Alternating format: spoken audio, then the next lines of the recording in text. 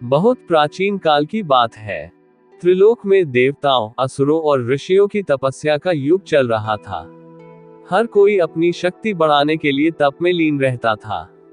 असुरों के बीच ये धारणा बन चुकी थी कि ब्रह्मा, विष्णु और महेश तीनों देवों में सबसे दयालु और शीघ्र प्रसन्न होने वाले भगवान महादेव हैं। वे जो भी वरदान देते हैं उसे कभी वापस नहीं लेते। यही कारण था कि अनेक राक्षस महादेव को प्रसन्न कर असाधारण वरदानों के अधिकारी बन जाते थे। ऐसा ही एक असुर था, भस्मासुर। भस्मासुर एक शक्तिशाली असुर था जो राक्षस गुणों में अपने क्रूर स्वभाव, युद्ध कौशल और महत्वाकांक्षा के लिए जाना जाता था। वह केवल शक्ति का उपासक था। उसका एक ही उद्देश्य था, संपूर्ण सृष्टि पर शासन करना और स्वर्ग के देवताओं को अपने चरणों में झुकाना। परंतु भस्मासुर जानता था कि केवल बाहुबल से देवताओं को हराना असंभव है। उसे चाहिए था ऐसा दिव्य वरदान जिससे वह अजेय हो जाए। अतः उसने ये ठान लिया कि वह भगवान शिव की घोर तपस्या करेगा। भस्मासुर ने एक निर्जन पर्वत की गुफा में बैठकर वर्षों तक घोर तपस्या की।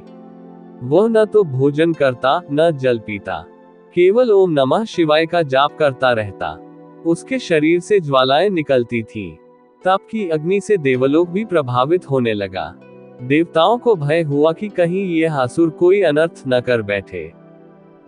किंतु भगवान शिव अति सरल हैं, वे भक्ति को पहचानते हैं, चाहे वह किसी दैत्य की ही क्यों न हो। भस्मासुर की तपस्या से प्रसन्न होकर वे प्रकट हुए और बोले, वत्स भस्मासुर, मैं तुम्हारी तपस्या से अत्यंत प्रसन्न हूँ। जो भी वरदान चाहो मांग लो। भस्मासुर ने मुस्कुराते हुए कहा, हे महादेव, मुझे ऐसा वरदान दीजिए कि मैं जिसके सिर पर हाथ रखूं, वह तत्काल भस्म हो जाए। शिव भोलेनाथ हैं। वे ना तो छल कपट करते हैं, ना ही भक्त की भावना पर संदेह करते हैं। उन्होंने तुरंत तथास्तु कह दिया। भस्मासुर ने क्षण भर के लिए विचार किया, यदि यह वरदान इतना शक्तिशाली है तो क्यों न इसकी परीक्षा स्वयं शिव पर ही की जाए। उसने अपने हाथ को उठाया और भोलेनाथ की ओर बढ़ाया। उसकी दृष्टि में कपट और हंसी थी। शिव चौंक गए। वे समझ गए कि भस्मासुर उन्हें ही भस्म करना चाहता है। शिव किसी युद्ध के लिए तैयार नहीं थे, क्योंकि उन्होंने तो वरदान दिया था। विश्वास में आकर वे तुरंत वहां से अंतर्ध्यान हो गए और कैलाश पर्वत से बाहर निकलकर भागने लगे। ये देखकर भस्मासुर हंसते हुए उनका पीछा करने लगा। वह कहता जा रहा था, भोलेनाथ, कहां भागते हो? अभी तो आपको भस्म करके मेरा साम्राज्य स्थापित करना है। शिव की ऐसी स्थिति देखकर त्रिलोक में हाहाकार मच गया। स्वयं त्रिपुरांतक नीलकंठ, मृत्युंजय शिव एक असुर से भाग रहे थे। ये दृश्य कल्पनातीत था। देवताओं ने विष्णु से सहायता की याचना की। सभी देवता ब्रह्मा के साथ मिलकर क्षीरसागर पहुंचे और भगवान विष्णु से विनती की, हे सर्वव्यापक नारायण, शिव संकट में है। कृपा कर इस संकट का निवारण कीजिए। विष्णु मुस्कुराए। वे जानते थे कि यह समय बुद्धि के प्रयोग का है, न कि युद्ध का। भगवान विष्णु ने एक चमत्कारी योजना बनाई। वे एक सुंदर स्त्री का रूप धारण कर भस्मासुर के सामने प्रकट हुए। यह उनका विख्यात मोहिनी रूप था, सौंदर्य, माधुर्य और लज्जा का अद्वितीय संयोग। भस्मासुर, जो कि अब तक बल के मद में चूर था, मोहिनी को देखकर स्तब्ध रह गया। वह उसकी सुंदरता पर मोहित हो गया। उसकी प्यास अब केवल शक्ति की नहीं रही, अब वह उस नारी को प्राप्त करना चाहता था। मोहिनी मुस्कुराए और धीरे धीरे उसके समीप आई। हे महान योद्धा, मोहिनी ने कहा, मैंने तुम्हारे अद्वितीय सामर्थ्य और वरदान की कथा सुनी है, परंतु जब तक तुम स्वयं मुझे सिद्ध न कर दिखाओ, मैं तुमसे विवाह नहीं कर सकती। भस्मासुर ने गर्व से कहा, मुझसे बड़ा शक्तिशाली कौन है? कहो, क्या सिद्ध करूं? मोहिनी बोली, मैं नृत्य की उपासिका हूँ। मुझे नृत्य के माध्यम से ही परखना आता है। तुम मेरे साथ नृत्य करो। यदि तुम मेरे हर नृत्य को दोहरा सको तो मैं तुम्हारी हो जाऊंगी। भस्मासुर को ये प्रस्ताव अत्यंत सरल लगा। उसने तुरंत स्वीकार कर लिया। नृत्य शुरू हुआ। मोहिनी ने एक से एक मनमोहक मुद्राएं की।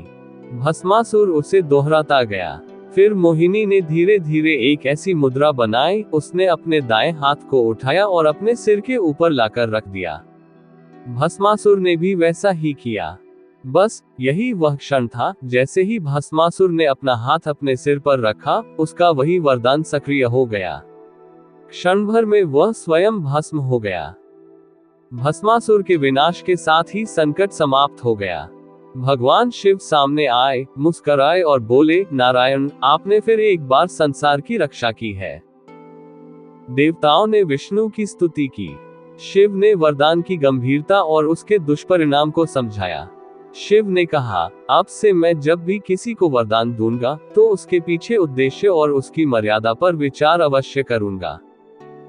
भस्मासुर की कथा केवल एक असुर के पतन की कहानी नहीं है, यह मानव की अंधी महत्वाकांक्षा, लोभ और शक्ति के दुरुपयोग का भी प्रतीक है।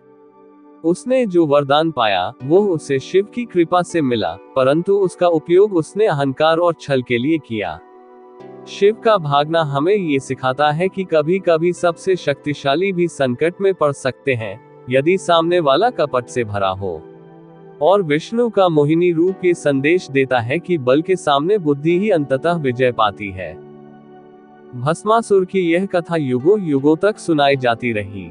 यह एक गूढ़ प्रतीक है कि जब मनुष्य को ईश्वर से वरदान प्राप्त होता है, तब उस शक्ति का सदुपयोग ही उसका धर्म है, वरना वही शक्ति उसे भस्म कर सकती है। इसलिए आज भी जब कोई व्यक्ति अपनी ही सफलता, शक्ति या वरदान से अहंकारी हो जाता है, तो लोग कहते हैं, कहीं वो भस्मासुर न बन जाए।